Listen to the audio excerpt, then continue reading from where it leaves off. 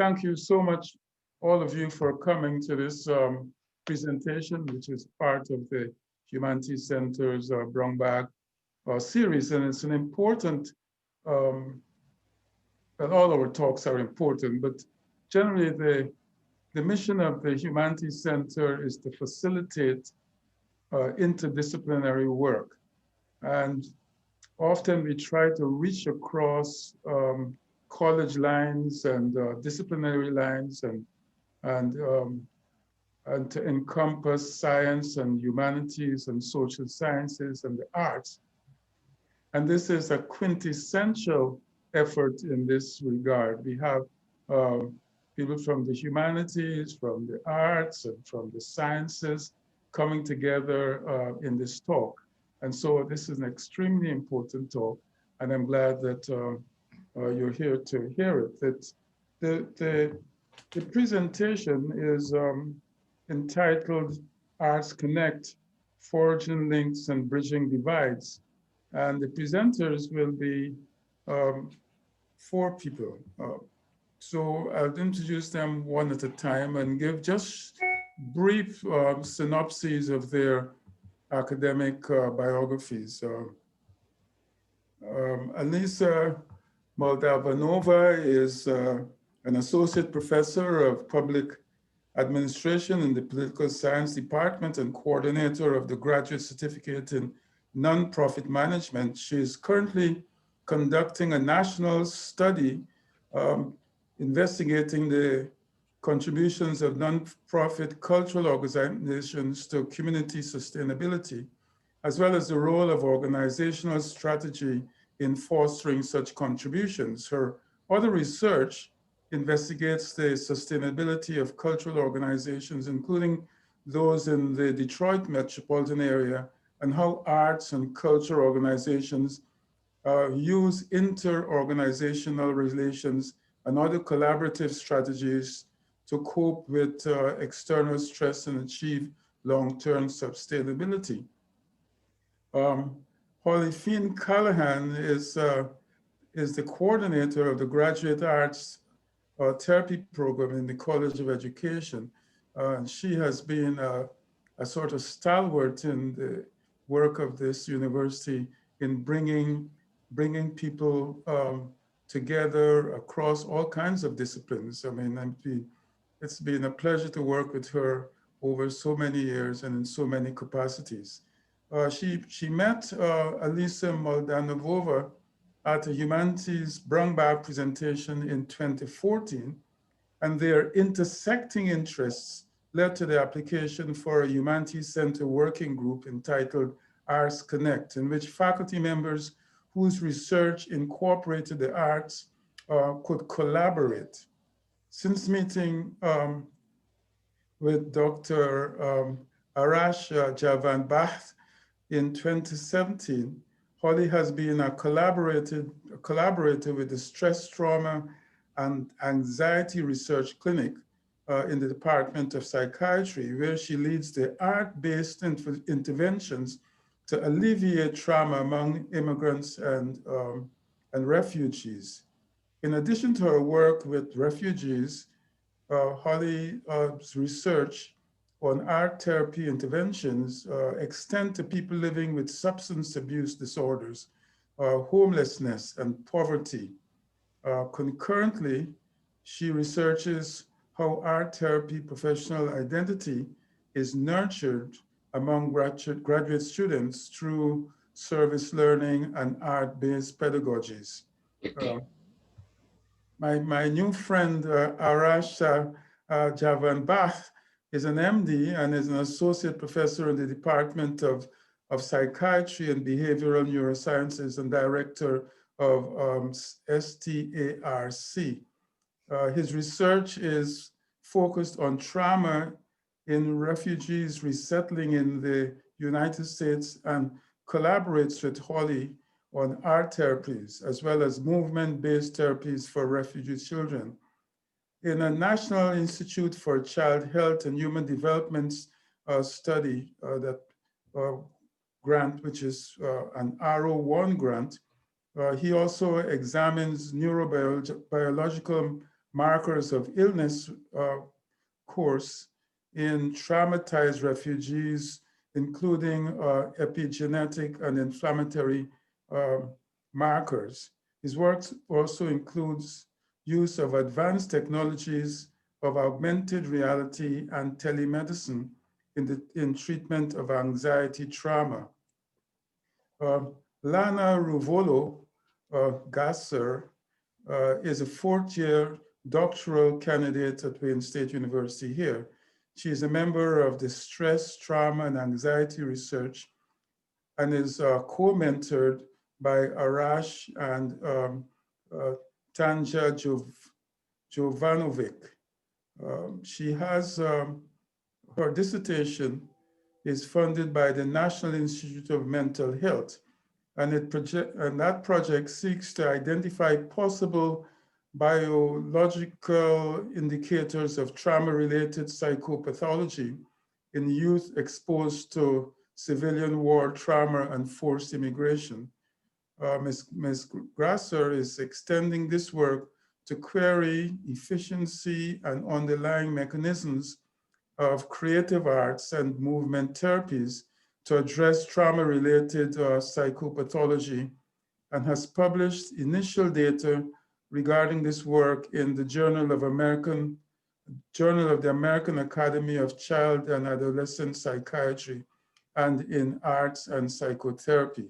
So you see, you're in the presence of a wide range of academic and professional skills.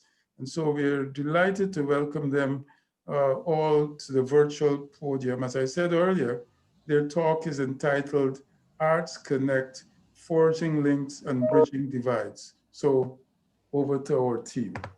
And let's welcome them with applause. Thank you very much, Walter, for the great introductions, and for all of you who found the time on this Wednesday, right in the middle of a very intense part of the semester, to get together and connect. And that's part of the reason why we decided not to do, a usual presentation that typically includes, heavy research lifting and then some questions, but rather we will do this presentation as some sort of update and information about what this group has been doing. And by the way, many thanks to the Humanities Center for supporting this group and its activities for 2 years in a row now. It has been really helpful to have your moral and financial support in doing the activities that we do. So Holly and I will actually do the heavy lifting with the presentation, and then we'll ask Arash and Lena to contribute to what we have. But the presentation is going to have is going to be actually very brief, and we will spend some time actually engaging in art or art therapy. So it's wonderful to have some art therapy professionals here and mental health professionals who will help us to use art to decompress a little bit and finish this semester strong, going into the new year that so far is not promising much new, but we'll see. I would like to also mention and introduce a little bit several other Arts Connect members and supporters who are here on call today. So we have faculty members as well as graduate and undergraduate students or former undergraduate students here. So Jack Blaskevich, feel free to wave to everyone. He is one of our new members from the Department of Music. He does an extremely interesting research on the role of music in urban spaces, and his research is historical. He will actually be presenting his research on December 3rd. So if anyone here is not a member of Arts Connect group, but you would love to hear his talk, feel free to send me an email. I will include you in the Zoom meeting. We also have several student members on call here. Clara Martucci from the Department of Communications. I don't think she can wave, or maybe she can. Thank you, Clara, and welcome. Sarah Ismail from Political Science. So she's here on call as well. As I think, yes, so she's waving too. And we have a supporter of the group who is not a formal group member, but who is an active participant of the group activities, Abigail Muliz. So she's actually a graduate of Central Michigan University, but she made an amazing presentation during the Arts Connect showcase that we had earlier this year. And she's a super talented musician who works with all kinds of vulnerable populations, from young kids to elderly adults. So her work is just amazing. So that's just a little bit of an introduction about people who are currently on call. But as you can tell, the group is quite diverse, and it has all kinds of research interests, trades, and professions when it comes to arts among the people who participate in this group. So what I would like to do is just to go ahead and do a brief presentation about what we had done in year one and what we are planning to do going forward. And then Holly will provide some examples of the work that we did. But first of all, what is this Arts Connect group about? So we really started this group with a vision in mind that we have so much arts, culture, and humanities research going on Wayne State's campus. And the only chance for us to really see that research in action or learn about each other's research would be the Humanities Center brown bags. But it doesn't always work this way because people are sort of on different schedules. So we decided that it's an excellent opportunity for us to try and see if we can connect people across campus, you know, from School of Medicine to class and College of Fine and Performing Arts to School of Education, to have a group of our own and be able to connect and exchange research on our own timeline. We also had thought that many of the arts researchers on campus are engaged in community-based research, so they have very strong community connections, while others are sort of mainly focusing on ivory tower and doing research inside of their offices.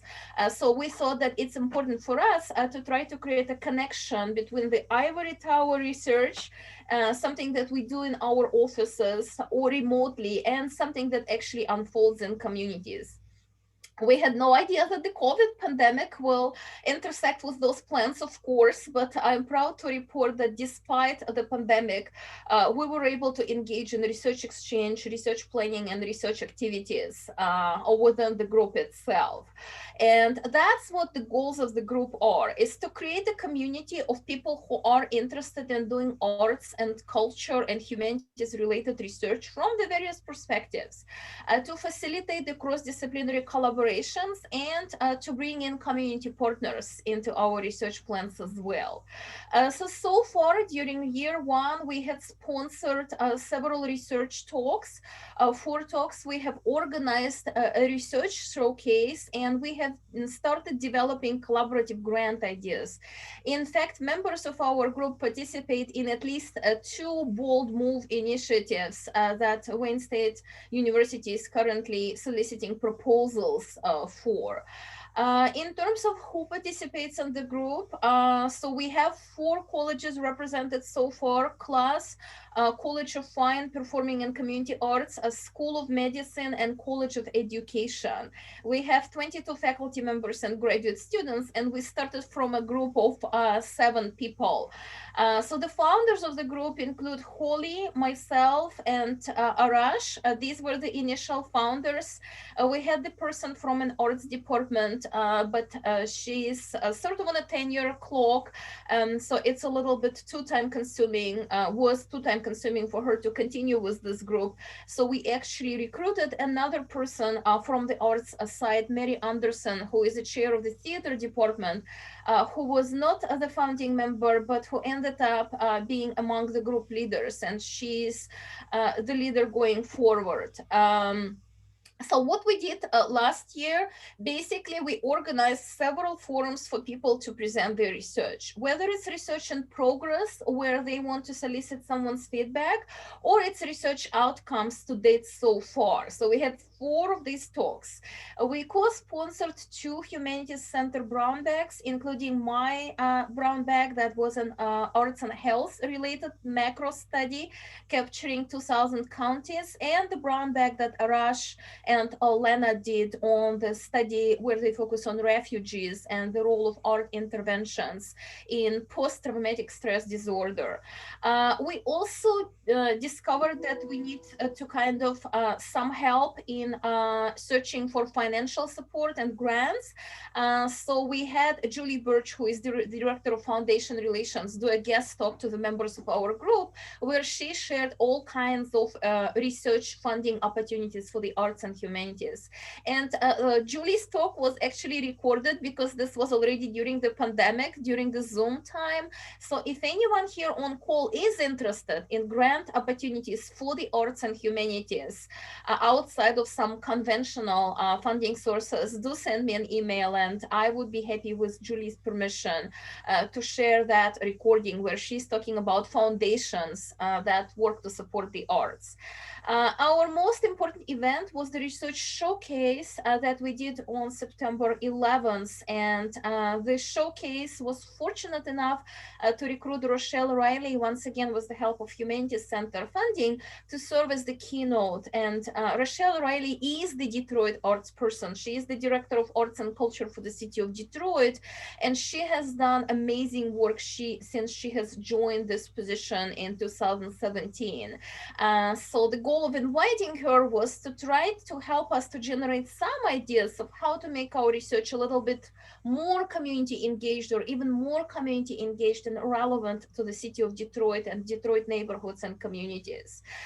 So that's what we did in year one. So we basically focused on getting to know each other. We promoted each other's research. We organized the showcase, and we started thinking about some collaborative projects. So the plan for year two includes for us to actually produce some collaborative research proposals. And right now we have 2 proposals in workings where group members are involved for the bold moves, but we're thinking, in case if those proposals don't get the funding, to submit them to other funding sources as well. And what we would also like to do is to make this group more visible, and to allow people, especially in their early career stages, to promote their arts research by creating a website. So that's the project that the theater department, Mary, is leading, and she will be in touch with many of us asking for our bios and other information for the website. There are many groups on campus, from T-Rust to Cures to etc., etc. So we want to use that model to make the arts research as visible as research that's being done in, hard sciences and on other sides of the campus, to show everyone and the world that there is a lot of arts and humanities research going on, and that aside from formal sort of structures such as Humanities Center, we also have these types of informal groups that work to promote this research. So just a few words about the research showcase and what we learned from that showcase. So Rochelle Riley, who did an amazing keynote, basically told us that now more so than before, it is important to elevate arts, culture, and humanities in Detroit. And she sees, among the other messages that she gave us, she basically sees arts as part of the Detroit brand. And what she is trying to achieve in her work is that people associate arts and culture with Detroit as much as they associate Detroit with the car industry. And she thinks it's a more positive message because the car industry has been sort of in decline, or, in relative decline. So when we just equate Detroit with car and being a motor city, we don't always get the full message. So her work attempts to basically connect Detroit and arts, and to show that among the many other American cities, especially, the Rust Belt cities and post-industrial cities, Detroit is well positioned to equate arts and the city. So that's sort of her goal. She is very open to any connections in any projects that she may support. So we have her contact information. If everyone is interested in getting connected with her, Holly and I are happy to introduce you to Rochelle. But she was, among other things, talking about the COVID memorial that she organized on the Belle Isle as a powerful example of how photography as a form of art can really elevate the social message and the importance of the pandemic and the outcomes of the pandemic on local communities. So she used the art, she used the policy discourse as well to basically tell us that there is a lot going on and that she's willing to help all of us researchers to plug in into the local discourses about art. So what we did in that showcase, we basically did an open call for proposals. And what we ended up seeing is that all of the proposals that we got, they align themselves with two broader themes that arts research brings in to the community. The first one is the role of arts and culture in addressing vulnerabilities and crisis. So in that panel, we had presentations by Arash and Lana and others who talked about personal vulnerabilities, or how vulnerable individuals are to all kinds of events, whether it's a recession or it's a pandemic, or it's stressful situations related to displacement of individuals, such as in the case of refugees. But at the end of the day, art is very important to supporting those vulnerabilities and helping people to get through the crisis. And one other presentation was about the vulnerabilities of arts and culture institutions themselves and how they lose support at those times of crisis, and what can they do, how can they partner with other arts and humanities to bounce back. So that was the presentation by Sarah and I. So the vulnerabilities are not just on the individual level, but also on the community level and the organizational level. And the second panel was more sort of less about stress and crisis and more about what arts and culture organizations can do in various community development contexts. So among the presentations, we had Abigail's talk when she talked about how she uses classical music as a platform for social inclusion in the community for groups that often get excluded, for instance, elderly adults who live in nursing homes. We also had a documentary film presentation by Barry Lyons, who talked about the importance of arts in fostering climate and environmental sustainability discourses. And then we had Michelle Porter from the Arts and Art History Department, who talked about the importance of arts and social justice and all of these other discourses. So basically what we concluded so far based on the first year of our activity is there are two dimensions of impact that arts-based researchers or arts-oriented researchers on Wayne State campus focus on. It's the community level impact. So what do arts and humanities mean for the community as a whole, and individual level of impact. And here you just have the examples of topics or subjects that people in our group research. So the role of arts, nonprofits, and community sustainability. How do we use performance arts as a force for advocacy, including social justice and other forms of advocacy? So that's Mary Anderson's research coming out of theater. Investigating the relationship between personal health and community health. So can we transform healthy individuals into healthy communities, or can we start from a healthy community and foster the health of individuals? And the blue portion of the slide is the individual impact of arts. So the role of arts to help the mental health of individuals, visual art therapy, dance, movement therapy, yoga therapy. So all of these forms of therapy, how do they help individuals to improve and support their mental health? Especially now, not everyone needs to improve, but everyone can use art to support their mental health and to help them get through the stress.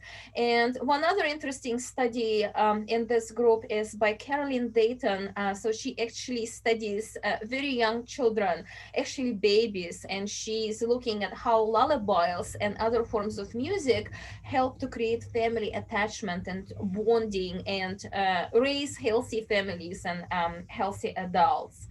So on that note, I will stop and Holly will continue.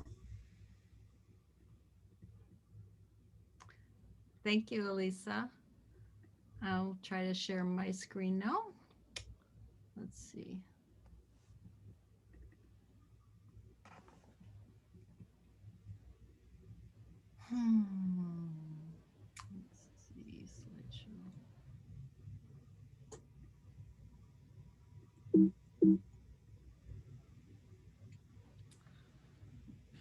like Elisa said, we found among our arts connections to be important collectively, like to the humanities, and personally to the soul. And this may be illustrated by the many do-it-yourself arts and crafts projects that have been featured in the media since COVID. I have just a few illustrations to summarize again what we found from Arts Connect, that art can inform our research. This is an example of a project that Lana and Arash and I were involved in which we found refugee youth to be representing flags in their art, unprompted by us. That led us to believe that they perhaps should have some more opportunities to express something about their culture, their pride in their culture, to share with a wider audience. That led us to using art making as data gathering in a project involving the photo voice method. Here is an example of a young woman who took this picture and titled it "Learn Step by Step."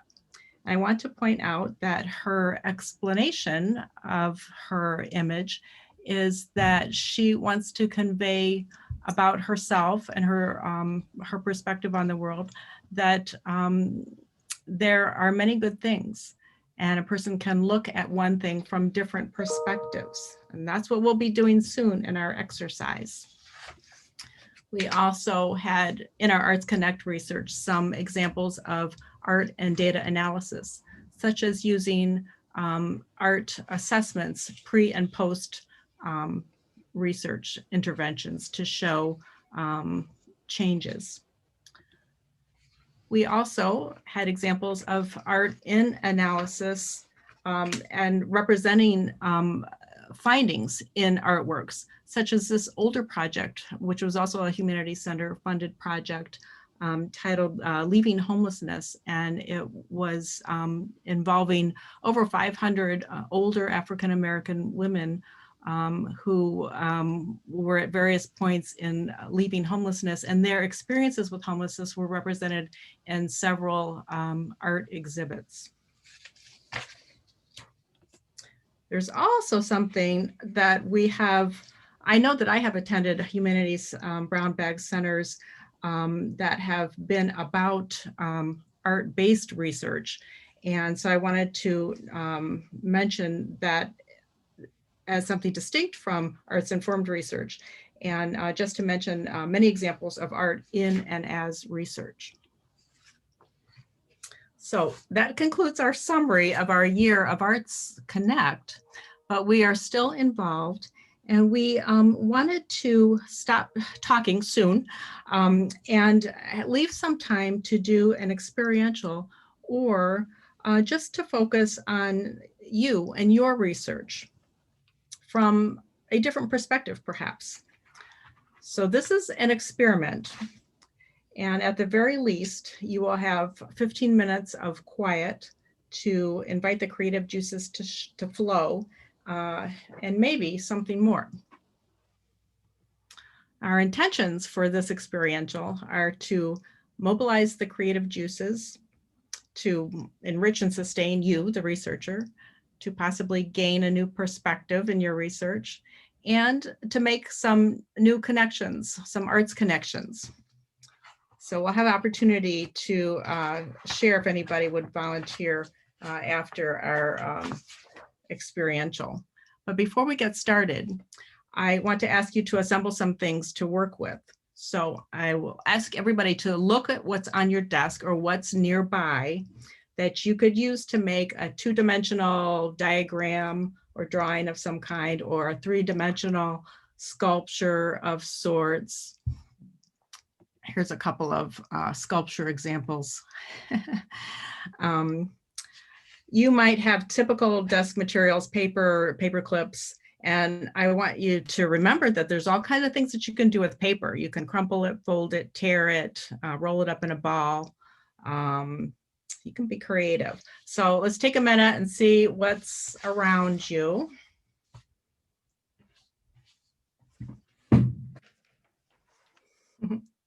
See what our time is.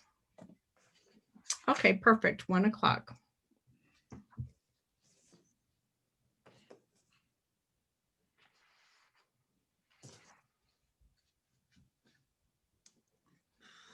I can't see everybody, but I don't see movement among the faces I see on my screen. So I'm going to take it that you found a couple things.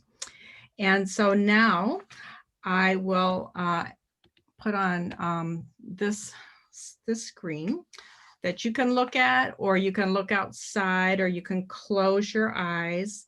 And I'm going to, now that we've prepared our materials, I'm going to try to prepare our hearts and minds for transitioning into an art making space. It's hard to switch gears and have that academic mind and then go into a creative space.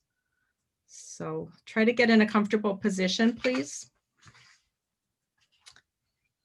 You can also stand, if that might be comfortable, a change of pace. And I will ask you to breathe. Breathe in, filling your lungs and body with refreshing air. And breathe out all the clutter, distractions, things on your to-do list, your emails. Let them go for a moment. Breathe in, cleansing, creative air, new air. Breathe out what you can let go of. Breathe in air that supports your creative self. Bring out air. Breathe out air that does not support your creative self. Do that a couple more times.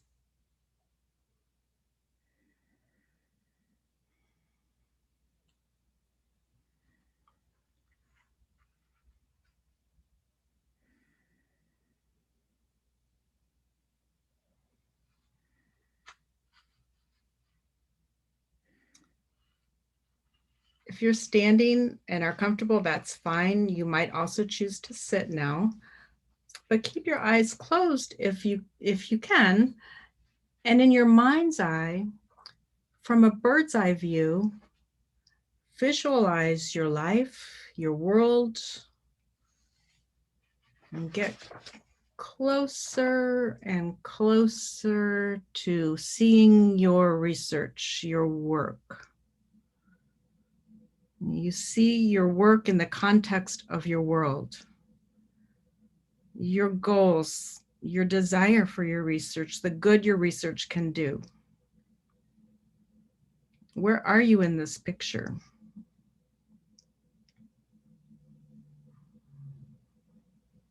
What are you thinking about, grappling with, considering, reflecting on?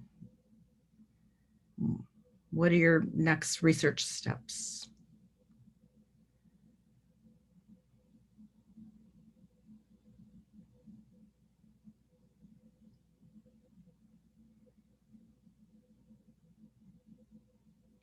When you are ready, I will ask you to open your eyes and represent what you saw. Where are you in your research? What is your research? Spend some time with the materials you gathered, making something. Now remember, you can do all kinds of things with paper as I described. You could also try using your non-dominant hand. That's also interesting. So I think we will take, what do you think, Elisa, 10 or 15 minutes? 10 is good. Okay, we'll take 10 minutes. And I'm going to set my phone here. And I'm going to tell you when 10 minutes is up. So remember, it's an experiment. At the very least, you have 10 minutes to just kind of veg out or let the creative juices flow in. See what happens.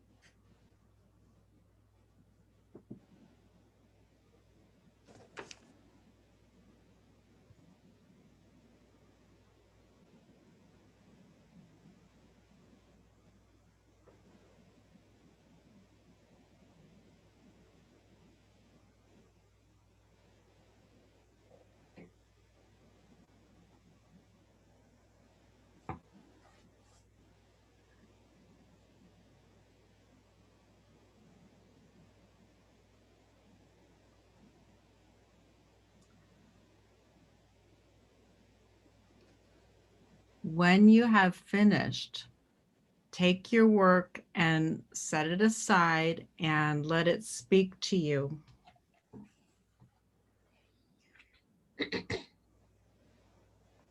Contemplate what's before you and write down your reflections.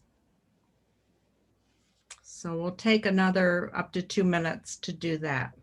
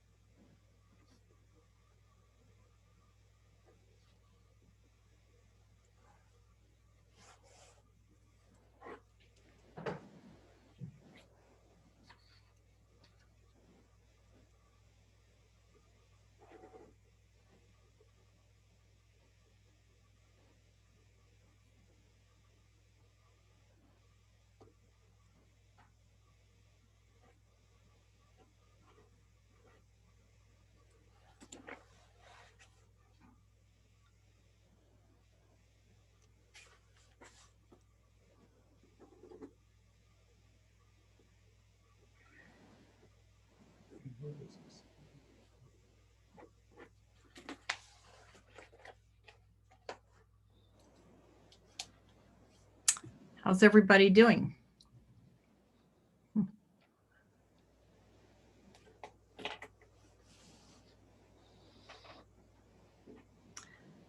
At this part of the presentation, we are hoping that someone might be willing to share something about your product or your process, or what, how the last 10 minutes were for you, and see if we can make some more art connections. Do you want to see people's projects? Do you want them to lift it up and? Sure. Oh, it's hard with the camera. I'm going to turn my background off, and you can see my horrible office.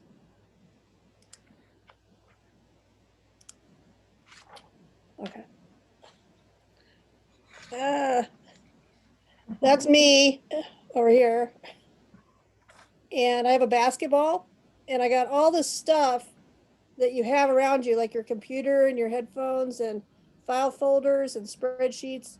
And that's where I'd like to be. Mon, Carolyn, blah, blah, blah, 2021. Feels like it's far away. Yes, it does. Thank you, Carolyn. I think all of us can identify with some aspects of that. You found some common ground there. I forget how to just illuminate the speaker. Does anybody know how to do that? You can ask them to unmute. Amanda was just showing something, but I couldn't see her name. Now I see her name, but I don't see the project. Ooh. Can you unmute yourself, Amanda? Can you tell us what it is, or type in the chat? Can you hear me? Yes. Okay, it's just well, so I have to be completely honest. I kind of cheated because I was working on, like, I weirdly like to sort of like zine my research ideas. So I always have all of this crazy stuff around me, and this was just something that I like put together during the time. I don't really know what it has exactly to do with my research, except that I've got a bunch of scattershot ideas right now about like art and theater and politics, and how to put them all together in a neat package is sort of what I'm struggling with. You don't necessarily have to know what it all means right now. You can always go back to it and reflect more. Looks, I from what I can see, it's small on my screen, but it looks very full and colorful, and like there's a lot of activity, a lot of things going on. But like have like a list of like theories that are tucked inside of the like theories that I'm working from, tucked inside the paper. That's cool. I love stuff like that. I think Arash, you had something on your screen too, and Abigail wanted to unmute yourself. So why don't one of you start and then we move on? I can actually, well, I can, yeah, I can show. I don't know if you guys can see this here, or maybe I can just share a screen of a picture I took with this. Looks good. Yeah. Do you guys see this? Oh yeah. So basically, this is my research life, because basically what you see here is, so my girlfriend lives abroad, so that line separating us is the pandemic. And then some of like those flowers you see here are flowers that I've put in resin to give to her. But in terms of research, here they're representing some of the research which is like straight going up and very well formed. But then there are those rocks on top of each other, which is like research parts that we are trying to make them stay where they are and stay stable. Then a lot of patient care and like paperwork and other things like all over the place. That coin is something a cop gave me that I treated. So basically, like a good feeling of satisfaction from patient care. And that's a rabbit skull, which I found in my yard, is basically my own head. So in the middle of all this chaos. Yeah.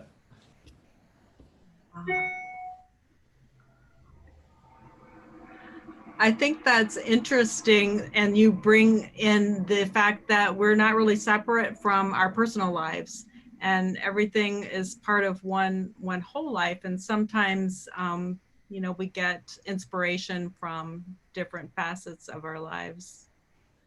And I had, when you had all the papers around, I had kind of something similar in that I thought, oh, this looks like such a crumpled bunch of stuff, but I wanted to have the time to kind of go in and spend more time and look for the treasures that were hidden. Mm-hmm. Lana, did you have something? You're muted. With yourself. There we go. Sorry. I coincidentally have a sketchbook and lots of colored pencils on my desk, so I was in a really easy place for this assignment. So I have at the top, there's like a bunch of different leaves, and they're all kind of different colors. And so I was trying to represent different people that I work with who come from all different backgrounds. And the leaves are kind of all floating down to this light bulb that's surrounded with all of these beautiful colors. And the idea was to kind of show how we can all intermix with one another, and we can all work together. And together we're able to generate all these creative solutions to the problems in our world and kind of come up with different ideas together. So, yeah. That is true. Can I show my thing? Please. I am Jorgelina Corbata. How are you, Edward? Emerita professor from the language department. And I did in the 50 minutes 3 quick drawings. This is one. I don't know if you can see. Can you see? Yes, we can see. And this is the other one. And this is the last one. And I named them. The first one is labyrinth. The second one is eyes. And the third one is lines of life. Thank you for your attention, as they say. That's pretty cool. The third one looks a little bit like fish to me. I thought it might have been the fish, but Which one? The last one? the last one, this one looked a little bit like a fish. It had a tail or something like that. Yeah, I agree with that. These kind of things I did with my grandchildren when I visit them. You're right. Yeah.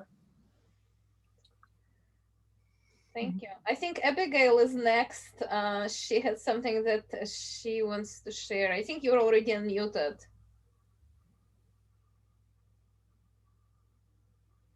That's a lot of stones for the workplace. Mm-hmm. But we don't can't hear you. We do not hear you.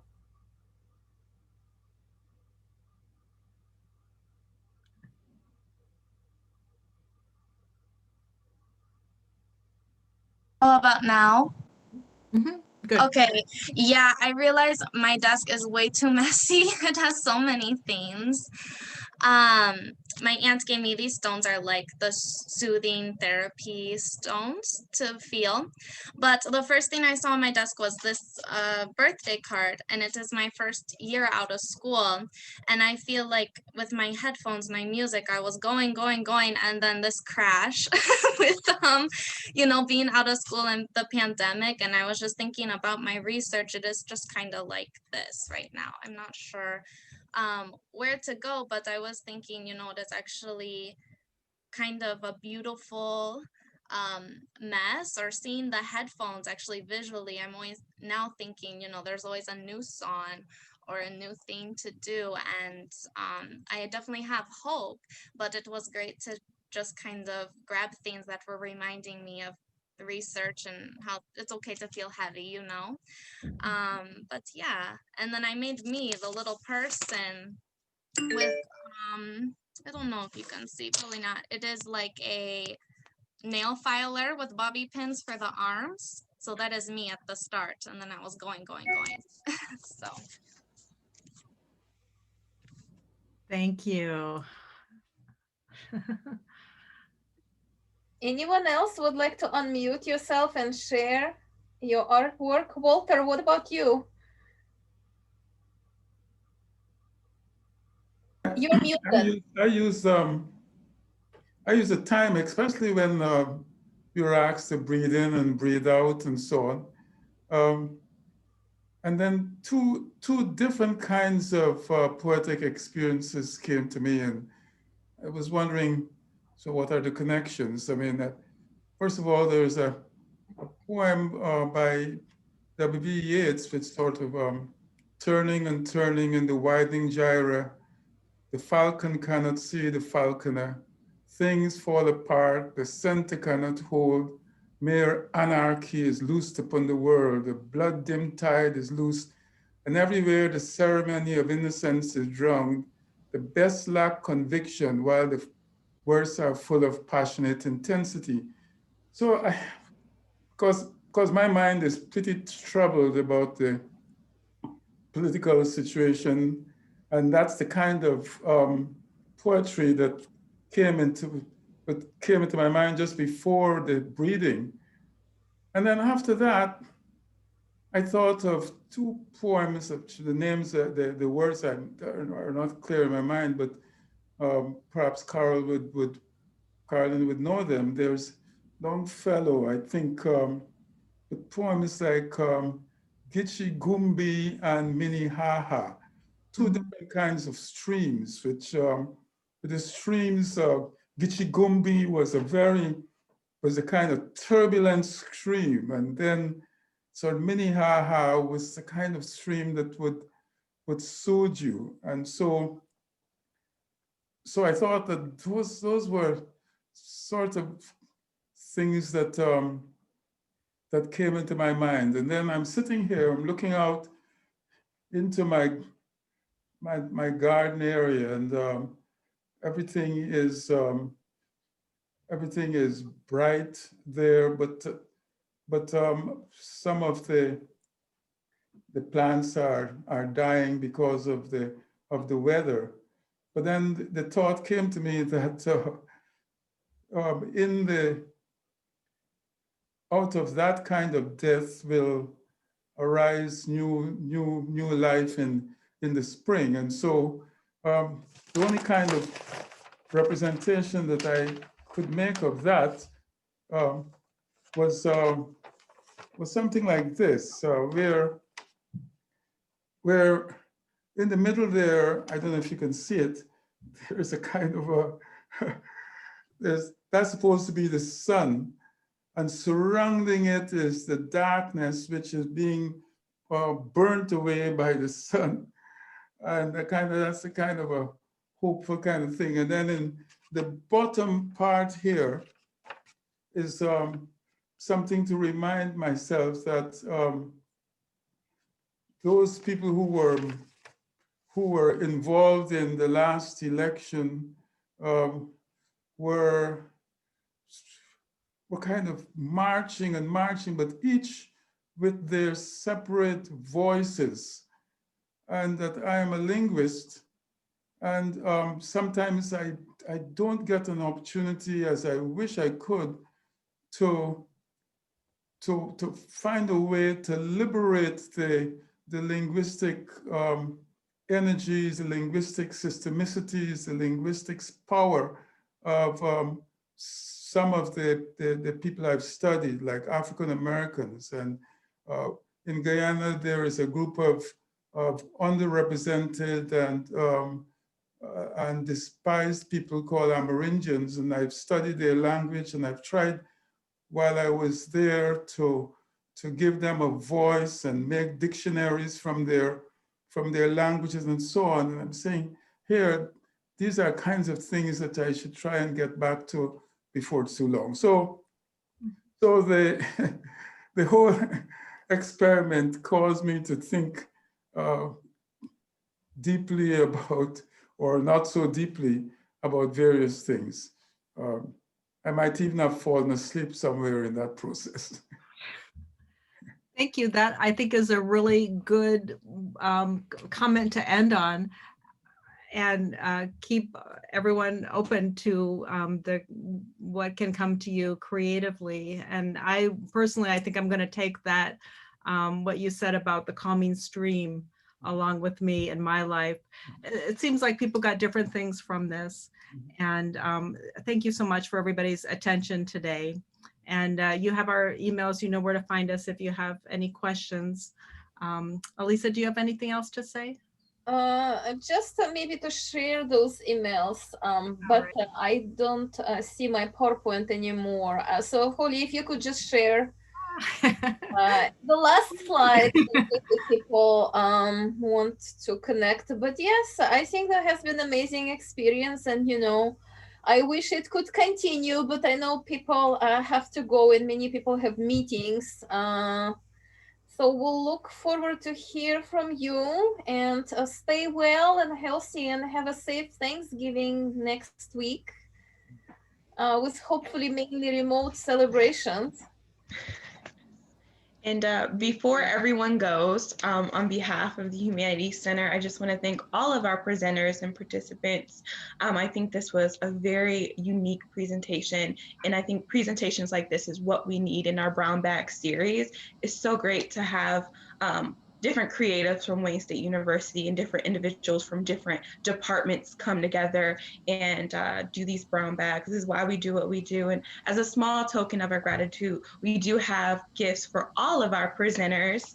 It's a mask and a journal that we give, and usually we would give this in person, but we're gonna connect with all of our speakers at the end of the semester to find a safe way to get you these beautiful gifts that you guys can wear with pride. Again, thank you so much. This was just what we needed midweek and about to go off to the holiday season.